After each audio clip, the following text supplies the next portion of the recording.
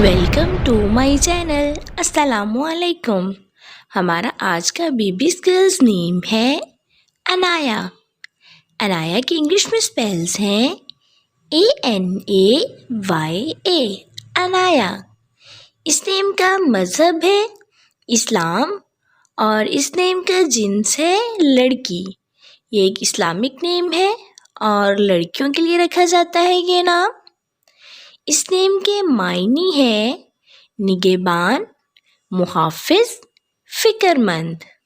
अनाया।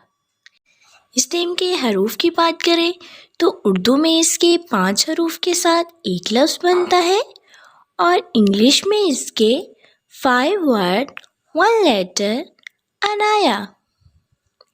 इस नेम की तफसील है अनाया बाबर, अनाया ज़मान।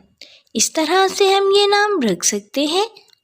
आप भी अपने नाम का मायने जानने के लिए कमेंट्स में अपना नाम लिखें और मायने जानिए। एंड अपने नाम की स्पेशल वीडियो बनवाने के लिए भी आप मेरे कमेंट बॉक्स में अपना नाम कमेंट कर सकते हैं।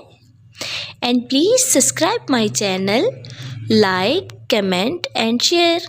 ओके डियर्स, फिर मिलेंगे न्यू नेम न्यू वीडियो के साथ। अपना ख्याल रखिएगा, दुआओं में याद रखिएगा। अल्लाह हाफिज़।